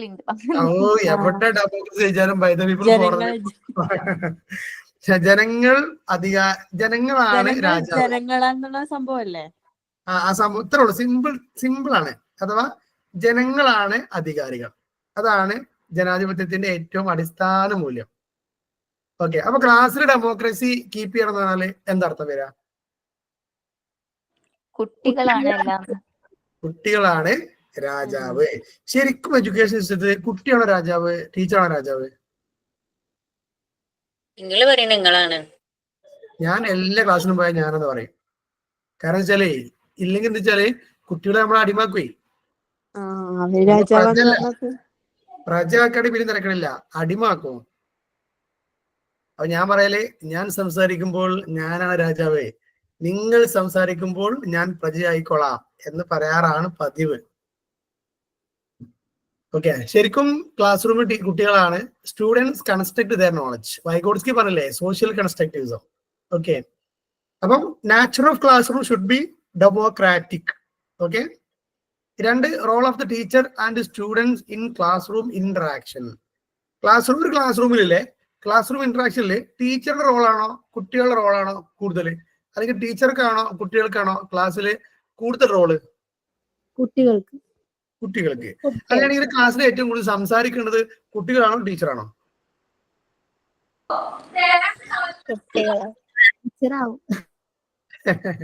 കൺസ്ട്രക്റ്റീവ്സ് class റൂമിലെ അഥവാ ഇപ്പത്തെ നമ്മൾ ഫോളോ ചെയ്യുന്ന സോഷ്യൽ കൺസ്ട്രക്റ്റീവ്സ് ക്ലാസ് റൂമിൽ കുട്ടികളായിരിക്കണം സംസാരിക്കേണ്ടത്, ടീച്ചർ അല്ല. Teacher is a stage setter. അല്ലെ, നമുക്ക് ഒരു പ്രോഗ്രാമിന് മൈക്കും സ്റ്റേജൊക്കെ സെറ്റ് ചെയ്ത് തരുന്ന ഒരാൾക്കാരല്ലേ, അവര് വന്നിട്ട് പ്രസംഗിക്കലുണ്ടോ? ഓലെല്ലാം റെഡിയാക്കിട്ട് എന്ത് ചെയ്യാ, ഫുൾ സെറ്റ് ആക്കി മൈക്ക് ചെക്ക് ചെയ്യൂലേ ഓല്? ഹലോ മൈക്ക് ചെക്ക് ചെയ്യൂലേ? എന്നിട്ട് എന്ത് ചെയ്യും? ഒരു മൂലൊക്കെ പോയി നിൽക്കും. എവിടെയെങ്കിലും മൈക്ക് കേടന്നാലോ ഓടി വരും, നന്നാക്കും. എന്നിട്ട് 2 ഉപദേശം തരും. ഇത് ഇങ്ങനെ പൊക്കണ്ട, അല്ലെ, ഇങ്ങനെ പിടിച്ചാൽ മതി, ഇത്ര നിന്നാ മതി, അടുത്ത് പിടിക്കണം, അങ്ങോട്ടാക്കണത്. എന്നിട്ട് ഇതിന്റെ ഈ സൗണ്ട് നമ്മളെ ഇങ്ങനെ ഇതൊക്കെ കൺട്രോൾ ചെയ്യുന്നത് ശരിക്കും ആരാ? Micro operator. മുപ്പര് മുന്നിൽ ഇരിക്കണ്ടാവും, ഒരു ചെയർ ഇട്ടിട്ട് മുന്നിൽ വലിയ കീബോർഡ് പോലെ സാധനം ഉണ്ടാവും. എന്നിട്ട് അങ്ങനെ ഇടയ്ക്കിടെ ഇങ്ങനെ പിടിച്ചിരിക്കണ്ടാവും, അല്ലെ? അങ്ങോട്ട് തിരിക്കണു, ഇങ്ങോട്ട് തിരിക്കണു, കണ്ടിട്ടില്ലേ? അതാണ്, ആ റോളാണ് ആരത്? ടീച്ചറിന്റെ. നമ്മളെന്താ ചെയ്യാറിയോ? നമ്മൾ സ്റ്റേജ് ഒന്നും ഉണ്ടാക്കൂല. നമ്മൾ നേരെ പോയിക്കാണ്ട് ഹലോ മൈക്ക് ഓൺ അല്ലേ, യെസ്, ഇനി നമ്മളാണ് ക്ലാസ് എടുക്കും. തുടക്കം മുതൽ അവസാനം വരെ നമ്മളെ ക്ലാസ്. അവിടെ എന്താ പ്രശ്നം അറിയോ? ഈ മൈക്രോ ഓപ്പറേറ്റർ വന്നിട്ടേ ഇവിടെ മൈക്കിൽ പ്രസംഗിക്കാൻ നിന്നാല് എന്താ അവസ്ഥ? ഒരു അന്തവും വിവരവും ഇല്ലാത്ത ടോപ്പിക് ടോപ്പിക്ക് പോട്ടേന്ന്, അവിടെ മറ്റുള്ളവർക്ക് സൗണ്ട് കേൾക്കുന്നുണ്ടോ, ഈ സ്പീക്കർ വർക്ക് ചെയ്യുന്നുണ്ടോ, ആ സ്റ്റേജിൽ അവിടെ എല്ലാ ഭാഗം ഉപയോഗിക്കുന്നുണ്ടോ എന്നൊക്കെ ആര് നോക്കും?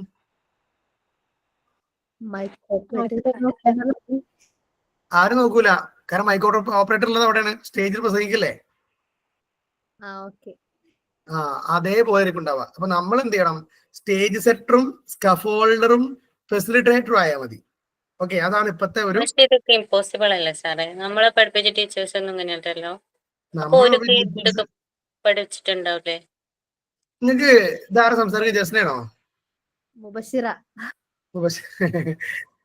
ഞാനല്ല സാർ. Okay okay. സ്റ്റേജിൽ കയറി പ്രസംഗിക്കാൻ മുബഷിറ എന്നുള്ളതല്ല കേട്ടോ, ഞാൻ വെറുതെ പേര് വിളിക്കുകയാണ്. നിങ്ങൾക്ക് ധൈര്യം ഉണ്ടോ? ഇപ്പോഴും ഒരു കുറച്ച് ആളുകളുണ്ട് സ്റ്റേജിൽ കയറി നമ്മുടെ കാര്യങ്ങൾ പറയാനും ഒക്കെ ധൈര്യം ഉണ്ടോ?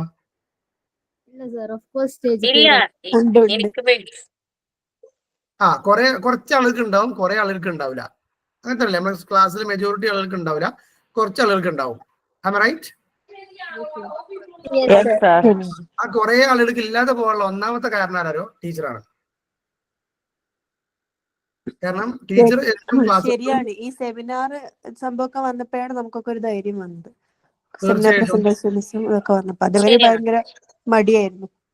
അത്ര കാലം വെറും ഈ പ്ലസ് 1 പ്ലസ് 2 ഒക്കെ എത്തിയപ്പോഴാണ് സെമിനാർ കാര്യങ്ങളൊക്കെ അവതരിപ്പിക്കാനൊക്കെ വന്നത്. അതിനുശേഷം പിന്നെ സെറ്റായി. ഓക്കെ.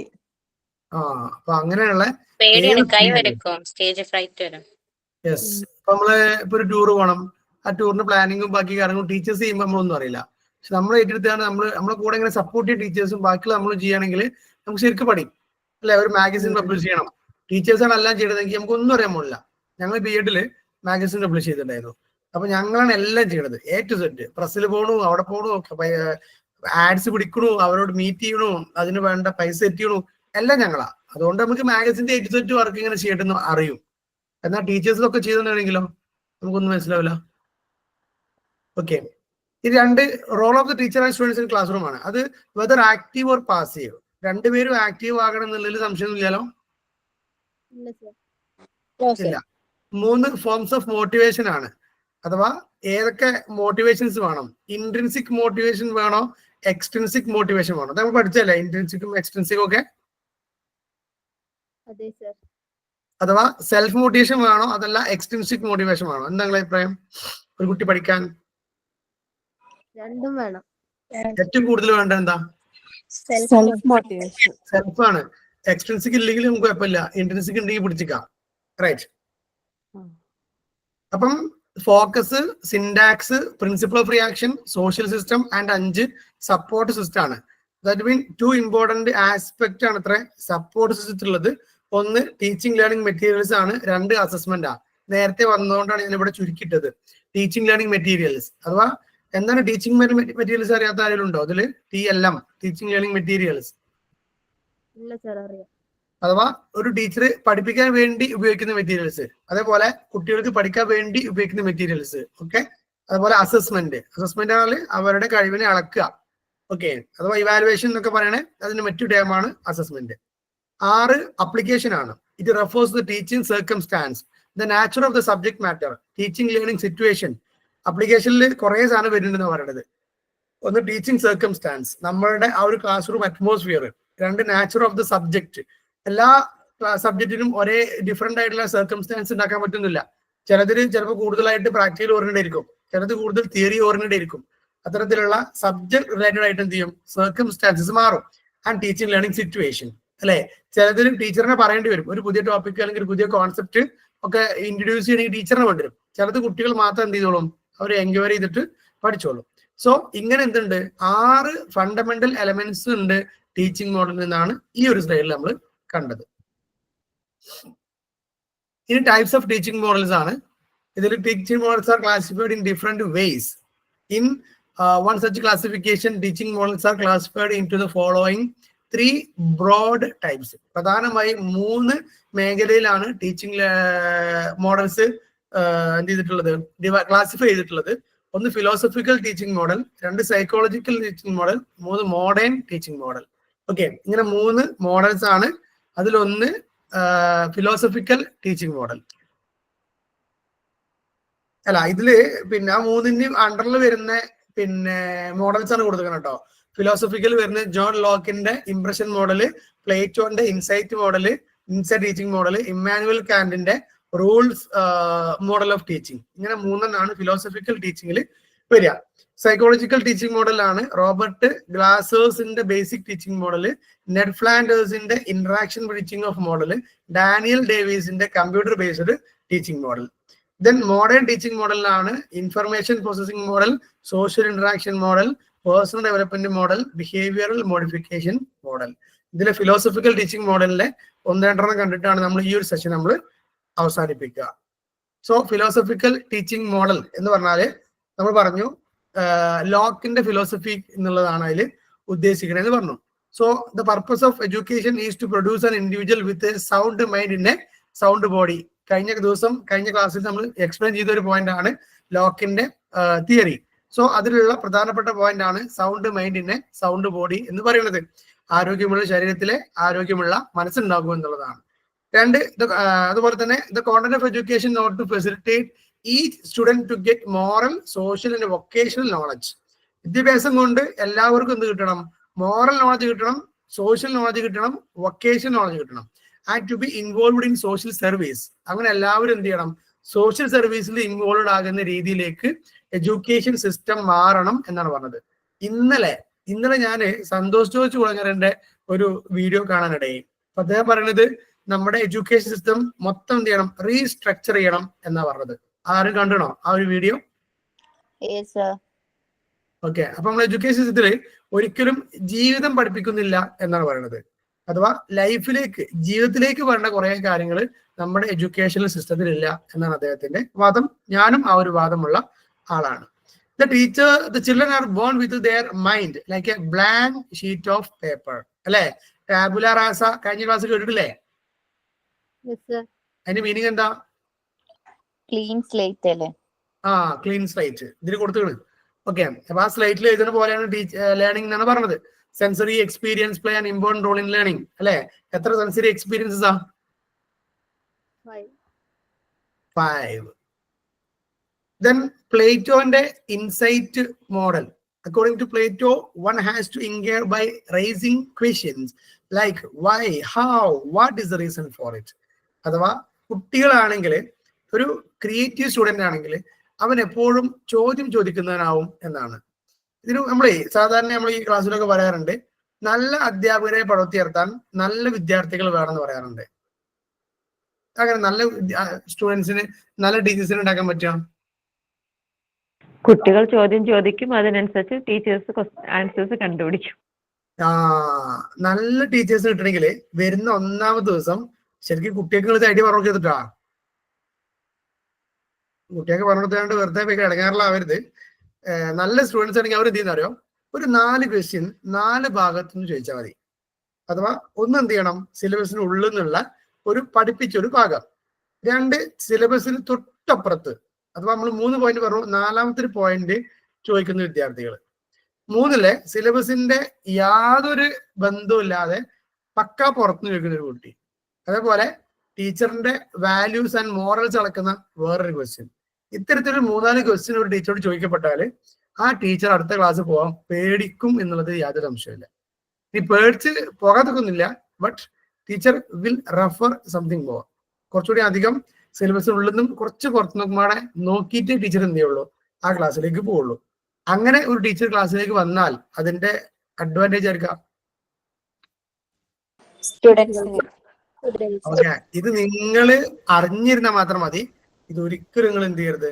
പ്രാക്ടിക്കലി അപ്ലൈ ചെയ്യരുത്. മനസ്സിലായാലോ? മനസ്സിലായില്ല. ഞാനിപ്പോ പറഞ്ഞ ഈ ഒരു ടെക്നിക്ക് ഇല്ലേ, ഇത് മനസ്സിൽ വെച്ചാൽ മതി.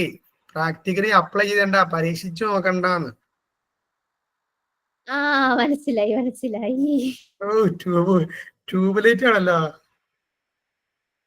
ഞങ്ങള് പഠിപ്പിക്കുന്ന ക്ലാസ്സിലേക്കാ ചിന്തിക്കണേ. ഇപ്പൊ നടക്കണ ഞങ്ങള് ഇപ്പൊ നടക്കണത്. ഓക്കെ. Then Plato പറയുന്നത് subject the obtained data to logical analysis to arrive at the true knowledge. അപ്പൊ കുട്ടികൾ എന്ത് ചെയ്യണം? ക്വസ്റ്റ്യൻസ് ചോദിക്കണം എന്നുള്ളതാണ് ഒന്ന്. രണ്ട്, ലോജിക്കൽ അനാലിസിസ്, കുട്ടികൾ അതിനെ ക്രിട്ടിക്കൽ ഐയോട് കൂടിയിട്ട് ലോജിക്കലി അതിനെ അനലൈസ് ചെയ്ത് നോക്കണം എന്നുള്ളതാണ് രണ്ട്. Then putting out suitable question to make students think and answer. ടീച്ചറും എന്ത് ചെയ്യണം അറിയോ? കുട്ടികൾക്ക് ഇടയ്ക്കിടയ്ക്ക് ക്വസ്റ്റ്യൻസ് ചോദിച്ചു കൊടുക്കണം. എപ്പോഴും അല്ലേ ചോദ്യങ്ങളാണ് നമ്മളെ ചിന്തനെ ഉണർത്തുക. അങ്ങനെ ടീച്ചറുടെ ചിന്ത ഉണർത്താനുള്ള ചോദ്യത്തിന് വിളിക്കുന്ന ഒരു പേരുണ്ട്, അതൊക്കെ അറിയോ? കുട്ടികളുടെ ചിന്ത ഉണർത്താൻ വേണ്ടി ടീച്ചർ ചോദിക്കുന്ന ക്വസ്റ്റ്യൻസിന് പറഞ്ഞ പേര് ഇല്ല സർ. സ്കഫോൾഡഡ് ക്വസ്റ്റ്യൻ അല്ലെങ്കിൽ സ്കഫോൾഡിങ് ക്വസ്റ്റ്യൻ എന്ന് പറയാം കേട്ടോ. സ്കഫോൾഡിങ് കേട്ടിട്ട് ഫാത്തിമ സ്കഫോൾഡിങ് പാത്തിമില്ലേ? സോ പിന്നെ okay, asking further questions based on that. അതുപോലെ ടീച്ചറുടെ ചോദ്യം ചോദിക്കുന്നതിനുള്ള പേര്, ആ ഒരു സ്റ്റെപ്പിന് പറഞ്ഞ പേര് പ്രോബിംഗ് ക്വസ്റ്റ്യൻ എന്നാണ്. Probing question. Okay, asking question എന്നുള്ളതിന്റെ വേറൊരു പേരാണ് probing question. Then help them argue the answers logically. അപ്പൊ നമ്മൾ എന്ത് ചെയ്യണം? ടീച്ചർ ക്വസ്റ്റ്യൻ ചോദിക്കണം, കുട്ടികൾ ആൻസർ പറയണം, അവർക്കിടയിൽ തന്നെ എന്ത് വേണം? ആർഗ്യുമെന്റ്സ് ഉണ്ടാക്കണം. ഓക്കെ, അപ്പോഴാണ് ക്രിട്ടിക്കൽ തിങ്കിങ് എന്നുള്ളത് ഉണരുക. Then questioning, discussion, logical arguments, analysis and inductive reasoning are the techniques that find place in dialectical method of Plato. Plato പറയുന്നത് എന്താണ്? ക്വസ്റ്റ്യനിങ് ഉണ്ടാവണം, ഡിസ്കഷൻ വേണം, ലോജിക്കൽ ആർഗ്യുമെന്റ്സ് വേണം, analysis that mean analytical skill കൂട്ടാനാണ്, and inductive reasoning. എന്താ inductive reasoning അറിയോ? Specific to general. Specific to general. ആരാ പറഞ്ഞേ? ഹുദാ. ഇതിന് മുമ്പത്തെ ഇതിൽ നമ്മൾക്ക് വന്നിട്ടുണ്ട്, ഇനിയും ഇതിൽ തന്നെ വരുന്നുണ്ട് കേട്ടോ. ഇൻഡക്റ്റീവ് ആൻഡ് ഡിഡക്റ്റീവ് റീസണിങ്, രണ്ടു തരം റീസണിങ് ആണുള്ളത്. എന്നാ ഡിഡക്റ്റീവ് പാടെ ഹുദന്നെ പറഞ്ഞോ. General to specific. General to specific. Okay, right. അത് പറഞ്ഞതാരാ? ഫാത്തിമ അല്ലേ? ഇനി the following are the steps involve in Plato's teaching method. അപ്പോൾ പ്ലേറ്റോയുടെ ടീച്ചിങ് മെത്തേഡിലുള്ള കുറച്ച് സ്റ്റെപ്പ്, 4 സ്റ്റെപ്പ് പറയുന്നുണ്ട്. Through questioning, testing the previous knowledge of the student about the particular thing or concept. എപ്പോഴും നമ്മുടെ ക്ലാസ്സിലല്ലേ ഫസ്റ്റ് ചെന്നത് മുമ്പ് പറഞ്ഞിട്ടുണ്ട്. ഫസ്റ്റ് ചെന്നാല് നമ്മള് we have to check their previous knowledge. Why should we ask such questions? ഓർമ്മ ഉണ്ടോ നോക്കാനല്ല അൻസിത. അല്ല അവളെ എന്തിനു ആരും പറഞ്ഞത്? അൻസിതല്ലോ പറഞ്ഞേ. കണ്ടിന്യൂറ്റി കിട്ടാനാണോ? കാരണം ഒരു ന്യൂ നോളജ് എപ്പോഴും സെറ്റ് ചെയ്യണത്, എപ്പോഴും കൺസ്ട്രക്ട് ചെയ്യുന്നത് എവിടുന്നാണ്? അപ്പോൾ ഓൾഡ് നോളജ് അല്ലേ, അപ്പോൾ പ്രീവിയസ് നോളജ് അല്ലേ? നമ്മൾ തിയറി പഠിച്ചിട്ടുണ്ടല്ലോ. സോ അത് എന്ത് ചെയ്യണം? നമ്മൾ വർക്ക്ഔട്ട് ചെയ്യണം. രണ്ട്, through questioning help the students to find the elements present in the particular thing or concept. അപ്പൊ നമ്മൾ എന്ത് ചെയ്യാം? ആ കുട്ടികളെ ഇന്നത്തെ പ്രസന്റ് എലമെന്റിലേക്ക്, പ്രസന്റ് കോൺസെപ്റ്റിലേക്ക് എത്തിക്കാൻ വേണ്ടി പ്രീവിയസ് നോളജ് ചെക്ക് ചെയ്യണം എന്നാ പറയുന്നത്. മൂന്ന്, the third step is the classification and categorisation of the elements identified. അപ്പൊ ആദ്യം പ്രീവിയസ് നോളജ് ചെക്ക് ചെയ്യുന്നു. Then help the students to find the element present in the particular thing or concept. എന്തൊക്കെയാണ് അതിലുള്ള ടോപ്പിക്കുകൾ എന്ന് അവരപ്പം എന്ത് ചെയ്യുന്നു? പ്രസന്റ് ചെയ്ത് കഴിയും, അല്ലെങ്കിൽ അവരപ്പം കണ്ടെത്തും. ദെൻ അതിനെ ക്ലാസിഫൈ ചെയ്യുന്നു, കാറ്റഗറൈസ് ചെയ്യുന്നു. Then moving from one concept to another. എന്നിട്ട് എന്ത് ചെയ്യാണ്? ഓരോരോ കോൺസെപ്റ്റുകളാക്കിയിട്ട് നമ്മൾ പഠിക്കുകയാണ്. അപ്പൊ ആദ്യം അതിനെക്കുറിച്ച് അവർക്ക് എന്തറിയുന്നു? പ്രീവിയസ് നോളജ് കളക്ട് ചെയ്യും. അവിടുന്ന് എന്ത് ചെയ്യും? അവർ പ്രസന്റ് നോളജ് അവർ കൊണ്ടുവരും. ദെൻ അത് ക്ലാസിഫൈ ചെയ്യും, ഡിവൈഡ് ചെയ്യും, അല്ലെങ്കിൽ കാറ്റഗറൈസ് ചെയ്യും. പിന്നീട് തമ്മിലുള്ള കണക്ഷൻ അല്ലെങ്കിൽ റിലേഷൻ കണ്ടെത്തും. Finding another concept either by combining the concept already known or reducing another concept from a non concept. അതൊരു പുതിയത് കൊണ്ടുവരികയാണോ, അല്ലെങ്കിൽ കമ്പൈൻ ചെയ്യാണോ, അതല്ല ഇതിൽ നിന്നൊക്കെ മാറി ഒരു പുതിയതാണോ എന്നൊക്കെയുള്ള പല കോൺസെപ്റ്റുകൾ അവിടെ ഉണ്ടാക്കും. Are the higher order mental process to which elements are to be guided through questioning and discussion. അതായത് ഏറ്റവും ചുരുക്കി പറഞ്ഞ എത്രയാണ്? നമ്മൾ എന്ത് ചെയ്യണം? എപ്പോഴും ക്വസ്റ്റ്യനിങ്ങും ഡിസ്കഷനും ഉണ്ടാവണം എന്നാണ് പറയുന്നത്. ക്വസ്റ്റ്യൻ ചോദിച്ചിട്ട് പ്രീവിയസ് നോളജ് കൊണ്ടുവരണം. ദെൻ പ്രസന്റ് നോളജ് അവിടെ കളക്ട് ചെയ്യപ്പെടണം, അതിനെ കാറ്റഗറൈസ് ചെയ്യണം, ക്ലാസിഫൈ ചെയ്യണം. പിന്നീട് എന്ത് ചെയ്യണം? അതിൽ നിന്നുള്ള അതിനെ കമ്പയർ ചെയ്യണം. ഓക്കെ, റിലേഷൻ കണ്ടെത്തണം. അതാണ് പ്ലേറ്റോ പറഞ്ഞു വെച്ച സ്റ്റെപ്പുകളുടെ ടീച്ചിങ് മെത്തേഡ്സ്. ഇനി നമ്മൾ ഇന്നത്തെ ക്ലാസ്സിന്റെ ഏകദേശം ഒരു അവസാന ഭാഗത്തേക്ക് ഇങ്ങനെ കിടക്കുകയാണ്. ഇമ്മാനുവൽ കാന്റ് അദ്ദേഹത്തിന്റെ റൂൾ മോഡൽ ഓഫ് ടീച്ചിങ് ആണ്. So he advocated that only through reasoning we can acquire real knowledge. റീസണിങ്ങിലൂടെയാണ് ശരിക്കുള്ള നോളജ് ഉണ്ടാക്കാൻ പറ്റുന്നതാണ് ഇമ്മാനുവൽ കാന്റ് പറഞ്ഞു വെച്ചത്. എന്താണ് റീസണിങ് എന്ന് പറഞ്ഞാല്? Reasoning, logical yes, logical thinking, അതന്നെ യുക്തിചിന്ത എന്ന് മലയാളത്തിൽ പറയില്ല നമ്മള്. So the class room instruction, interrogation and enquiry should play an important role. Class റൂമിൽ കൊടുക്കുന്ന ഇൻസ്ട്രക്ഷനും ഇന്ററോഗേഷൻ എന്ന് പറഞ്ഞാൽ എന്താ? Questioning, asking questions and inquiry അല്ലെ, കുട്ടിയോട് ചോദിക്കുക, കുട്ടിയോട് ചോദ്യം ചോദിക്കുക, ഇൻസ്ട്രക്ഷൻസ് കൊടുക്കുക, അതൊക്കെയാണ് ലേണിംഗിന്റെ പ്രധാനപ്പെട്ട ഭാഗം എന്നാണ് പറയുന്നത്. The teacher and student should be free to ask question and receive replies to question asked. ക്ലാസ്സിൽ ഏത് കുട്ടിക്കും എപ്പോ വേണമെങ്കിലും എന്ത് ഡൗട്ടും ചോദിക്കാം. ടീച്ചറും ആരോടും എപ്പോ വേണമെങ്കിലും ചോദ്യം ചോദിച്ചേക്കാം. ഈ രണ്ട് അറ്റ്മോസ്ഫിയർ ക്ലാസ് റൂമിൽ ക്രിയേറ്റ് ചെയ്യണം അല്ലെ. നമുക്ക് ശരിക്ക് നമ്മളിപ്പോൾ പരീക്ഷ എടുത്തുക, നമ്മൾ എങ്ങനെ പരീക്ഷ എടുത്തുക? ഒരു യൂണിറ്റ് ടെസ്റ്റ് നടത്തണം, നമ്മൾ എന്താ ചെയ്യാ? നേരത്തെ പറഞ്ഞ് നാളെ വരുമ്പോ അല്ലെങ്കിൽ മറ്റന്നാൾ പരീക്ഷ ഉണ്ടാവും, ഇതാണ് യൂണിറ്റ്, ഇതാണ് പരീക്ഷ ഉണ്ടാവുക, എപ്പോഴാണ് ഉണ്ടാവുക എന്നൊക്കെ പറഞ്ഞാൽ ഫുള്ള് കുട്ടികളെ മുൻകൂട്ടി എന്ത് ചെയ്യും, പറഞ്ഞ് പ്ലാൻ ചെയ്തപോലെ എന്ത് ചെയ്യും, അന്നത്തേക്ക് ആ നിമിഷത്തേക്ക് ആ മൊമെന്റിലേക്ക് മാത്രം പഠിച്ചു വരും. Right? It is a wrong method. It is a wrong method, you know. ശരിയാണ്. അവിടെ എന്താ സംഭവിക്കണം അറിയോ? കുട്ടി ആ പരീക്ഷക്ക് മാത്രം പഠിക്കാണ്. അഥവാ നമ്മളുടെ എക്സാം സിസ്റ്റം ഒന്നും വേണ്ടല്ലേ? അങ്ങനല്ല. എങ്ങനെ വേണ്ടെച്ചാല് ഒരു കുട്ടിന്റെ ഏറ്റവും ബേസിക് ധാർമ്മികമായ ഉത്തരവാദിത്തമാണ് പഠിക്കുക എന്ന് പറയുന്നത്. അപ്പം ഒരു ടോപ്പിക്ക് ഒരു ക്ലാസ്സിൽ ഡിസ്കസ് ചെയ്ത് കഴിഞ്ഞാൽ അല്ലെങ്കിൽ പഠിപ്പിച്ചു കഴിഞ്ഞാൽ ആ കുട്ടിക്ക് അത് അറിയൽ നിർബന്ധമാണ്. അപ്പം കുട്ടിയോട് ഉണ്ടാകുന്ന ഹാബിറ്റ് ഇങ്ങനെയാണ്, എപ്പോ വേണോ പരീക്ഷ ഉണ്ടാവും, ഇന്ന സമയത്ത് ഇന്ന പരീക്ഷ ഒന്നുമില്ല, എപ്പോ വേണോ പരീക്ഷ ഉണ്ടാവും. നിങ്ങൾ എന്ത് ചെയ്യണം? You should be updated. അതാണ് ശരിക്കും കുട്ടിയോട് പറയേണ്ടത്. എന്നിട്ട് ഇടയ്ക്കിടയ്ക്ക് എന്ത് ചെയ്യുക? സർപ്രൈസ് ടെസ്റ്റ് നടത്തുന്നു, അതിൽ അവരുടെ മാർക്ക് അവരെ അസസ് ചെയ്യുന്നു. അപ്പൊ കുട്ടികൾ ഫുൾ ടൈം വിജിലന്റ് ആയിരിക്കണം. കാരണം മറ്റെന്ത് വെച്ചാൽ പരീക്ഷയ്ക്ക് വേണ്ടി മാത്രം പഠിക്കുന്നു, അത് കഴിഞ്ഞ ഒരൊറ്റ മറക്കല, പിന്നെ അതില്ല അല്ലെ. നമ്മൾ പരീക്ഷയ്ക്ക് ഇങ്ങോട്ട് കുറെ മെമ്മറി കയറ്റിക്കും, ആ പരീക്ഷ കഴിഞ്ഞ ഒക്കെ ഡിലീറ്റ് ആക്കൂലേ. അത് പരീക്ഷയ്ക്ക് വേണ്ടി മാത്രം പഠിക്കാനാവും. പക്ഷെ കുട്ടി എന്ത് ചെയ്യണം? ആ കോൺസെപ്റ്റ് കുട്ടിക്ക് അറിയണം. ഓക്കെ, അങ്ങനെയാണ് ശരിക്കും പരീക്ഷ തന്നെ. ഇനി ഞാൻ ഉപയോഗിക്കുന്ന രീതി എന്താ വെച്ചാല്, ഞാൻ കുട്ടികൾ കൂടുതൽ പഠിക്കാൻ വേണ്ടി ചെയ്യാറുള്ളത് വെച്ചാല് പരീക്ഷന് മുമ്പേ ക്വസ്റ്റ്യൻസ് കൊടുക്കും.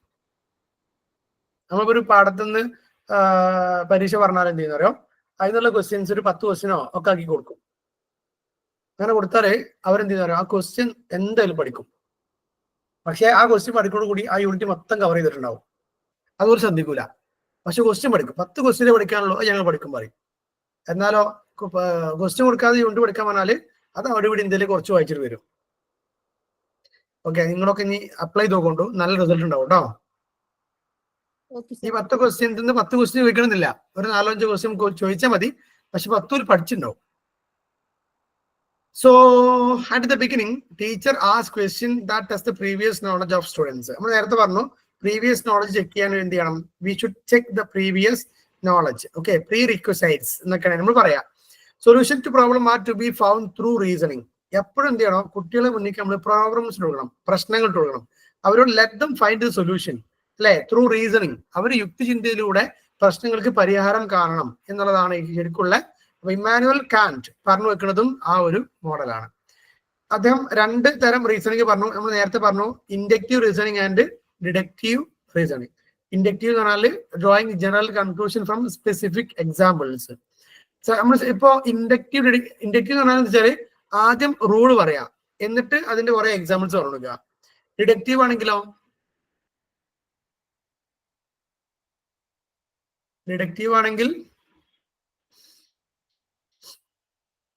ഹലോ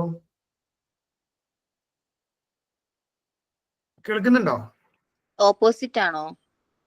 ഓപ്പോസിറ്റ് ആണ്. ഇൻഡക്റ്റീവ് എന്ന് പറയുമ്പോൾ ആദ്യം റൂള് പറയും, എന്നിട്ട് കുറെ എക്സാമ്പിൾസ് കൊടുക്കും. ഡിഡക്റ്റീവ് ആകുമ്പോൾ ആദ്യം കുറെ എക്സാമ്പിൾസ് പറഞ്ഞു കൊടുക്കും. ആ എക്സാമ്പിളിൽ നിന്ന് എന്ത് ചെയ്യണം? എല്ലാവരും കൂടിയും അതിന് കോമൺ റൂളിലേക്ക് എത്തണം. ഓക്കെ, ശരിക്കും നമ്മളിപ്പോ ഫോളോ ചെയ്യേണ്ട റൂൾ ഏതാ, അല്ലെങ്കിൽ മെത്തേഡ് ഏതാ? ഇൻഡക്റ്റീവ് ആണോ ഡിഡക്റ്റീവ് ആണോ? ഇൻഡക്റ്റീവ് ആവുമ്പോഴല്ലേ നമുക്ക് അതൊരു കണക്ട് ചെയ്യാൻ പറ്റും. അല്ല, ഇൻഡക്റ്റീവ് ആകുമ്പോൾ കുട്ടികൾ ആദ്യം റൂൾ പഠിച്ചിട്ട് പിന്നെ എന്ത് ചെയ്യാണ്, നിയമങ്ങളിലേക്ക് പോവാണ്. അതൊരു ഡയറക്റ്റ് മെത്തേഡാണ്, ഓൾഡ് മെത്തേഡാണ്. ഡിഡക്റ്റീവ് ആണെങ്കിൽ കുട്ടികൾ എന്ത് ചെയ്യും, ഈ കോൺസെപ്റ്റ് എന്താണെന്ന് അറിയണില്ല. അവര് കുറെ എക്സാമ്പിൾസ് കണ്ട് അതിന്മേൽ കടന്ന് റിസർച്ച് നടത്തി റീസണിങ് നടത്തി അവർ അവസാനം ഒരു കൺക്ലൂഷനിലേക്ക് എത്തുകയാണ് ചെയ്യാം.